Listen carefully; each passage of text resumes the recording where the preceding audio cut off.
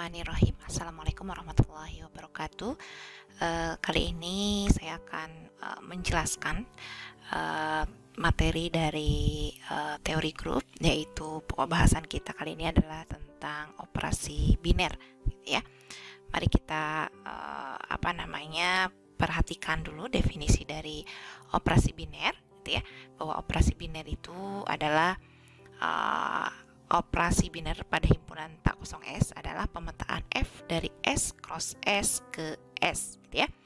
Ini yang dimaksud dengan operasi biner. Jadi operasi itu adalah sebuah pemetaan, gitu ya, yaitu pemetaan dari S cross S ke S, gitu ya.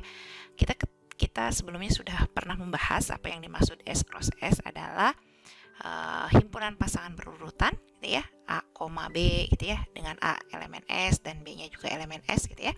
Nah, ini adalah memetakan, gitu ya, himpunan S cross S ke S. Nah, kalau kita punya A, B, maka, gitu ya, himpunan pasangan berurutan itu kita petakan menjadi F, ya, petanya adalah F A, B, gitu ya. Jadi kalau misalnya kita mengetahui misalnya operasi penjumlahan pada bilangan bulat, gitu ya. Berarti operasi penjumlahan pada bilangan bulat itu adalah sebuah operasi yang memasangkan Z cross Z ke Z, gitu ya. Jadi kalau misalnya kita operasinya adalah penjumlahan, kalau kita punya pasangan berurutan A, B, gitu ya, A, B, maka itu dipetakan menjadi karena petanya adalah penjumlahan, maka kita akan tuliskan A plus B, gitu ya. Pada selanjutnya operasi ini, gitu ya, kita tidak menuliskannya sebagai menggunakan simbol fungsi, ya, gitu ya, tapi akan lebih simpel lagi, gitu ya. Jadi nanti kita akan menuliskan bahwa operasi ini, kalau kita misalnya operasi penjumlahan, ya, A ditambah B, gitu ya, sama dengan, gitu ya, misalnya C, gitu ya, nanti ya dengan C-nya juga elemen bilangan Z, gitu ya. Nah, ini yang dimaksud operasi biner. Nah, secara tidak langsung kita bisa melihat kalau pemetaannya adalah S cross S ke S, artinya adalah pemetaan ini bersifat operasi biner ini adalah memiliki sifat ketertutupan, gitu ya. Jadi ketertutupan itu adalah sebagai efek dari operasi biner itu sendiri, ya. Nah, contohnya misalnya kita akan melihat operasi penjumlahan dan perkalian adalah operasi biner pada bilangan asli, gitu ya, N, atau bilangan bulat Z, bilangan rasional Q, dan bilangan real R, gitu ya. Jadi ini adalah sebuah operasi biner.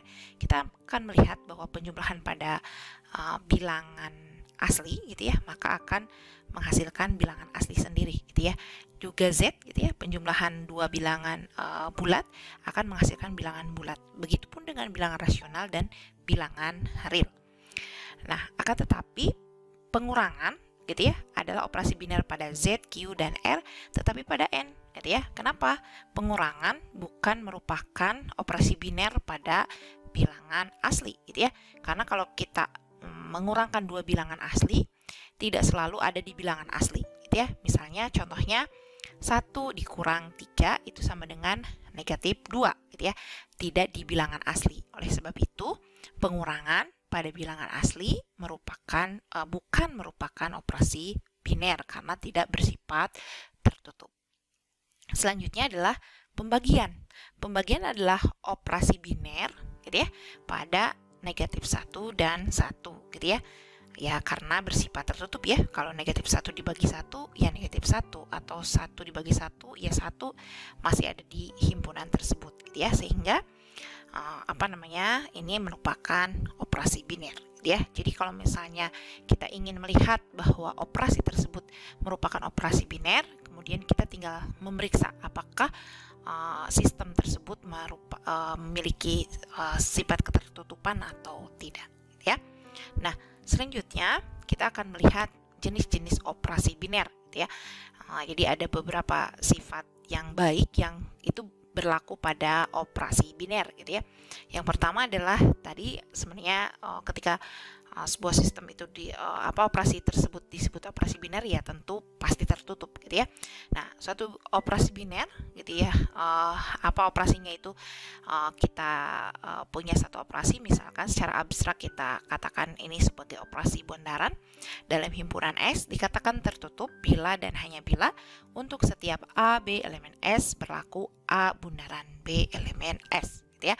Jadi kalau ada dua unsur atau dua elemen dalam sebuah himpunan, kemudian dioperasikan, maka hasilnya ada di himpunan itu sendiri, maka itu disebut dengan sifat tertutup. Yang kedua adalah suatu operasi biner bundaran dalam himpunan S dikatakan komutatif bila dan hanya bila untuk setiap A, B elemen S berlaku A bundaran B sama dengan B bundaran A. Artinya, sifat komutatif ini memperlihatkan adanya penukaran tempat gitu ya. Dan ini penukaran tempat ini tidak berpengaruh, karena kalau ditukar tempat pun akan sama nilainya, sehingga A bundaran B sama dengan B bundaran A. Oke, yang ketiga adalah sifat asosiatif gitu ya. Sifat asosiatif ini gitu ya adalah suatu operasi biner bundaran dalam himpunan S dikatakan asosiatif bila dan hanya bila untuk setiap A, B, C elemen S berlaku A bundaran B. Artinya A dioperasikan dulu dengan B, kemudian dioperasikan dengan C, itu akan sama dengan A bundaran B bundaran C. Atau kita akan mengoperasikan dulu B dengan C, kemudian baru dioperasikan dengan A. Itu akan bernilai sama. Jadi sifat asosiatif ini memungkinkan kita bisa mengoperasikan dari sisi manapun, gitu ya, seperti itu. Selanjutnya, jenis-jenis operasi biner selanjutnya adalah operasi biner itu memiliki identitas gitu ya. Misalkan suatu operasi biner bundaran dalam S dikatakan memiliki identitas, yaitu misalnya kita katakan identitasnya itu adalah U elemen S bila dan hanya bila gitu ya, terdapat U elemen S sedemikian sehingga A bundaran U sama dengan U bundaran A gitu ya, sama dengan A untuk setiap A elemen S. Jadi kalau ada unsur identitas, kita operasikan dengan suatu himpunan suatu unsur pada S gitu ya, maka akan hasilnya adalah dia sendiri gitu ya, atau sebaliknya gitu ya. Nah, ini kemudian karakter ini gitu ya, artinya bahwa operasi biner bundaran tersebut memiliki identitas U. Selanjutnya adalah yang kelima, misal himpunan S dengan operasi biner bundaran memiliki identitas U gitu ya, maka A memiliki inverse bila dan hanya bila ya untuk setiap A elemen S terdapat B elemen S sedemikian sehingga A bundaran B sama dengan B bundaran A itu sama dengan U. Jadi kalau ada satu unsur dioperasikan dengan inverse-nya gitu ya, maka hasilnya adalah identitas, di mana di sini B ini bertindak sebagai inverse dari A gitu ya. Jadi B itu sama dengan A inverse atau A sama dengan B inverse. Nah, selanjutnya pada operasi biner juga gitu ya, misalnya berlaku sifat distributif gitu ya. Nah, kalau sifat distributif ini berlaku pada dua operasi gitu ya. Misalkan katakan kita punya dua operasi biner, yaitu operasi bintang dan operasi bundaran.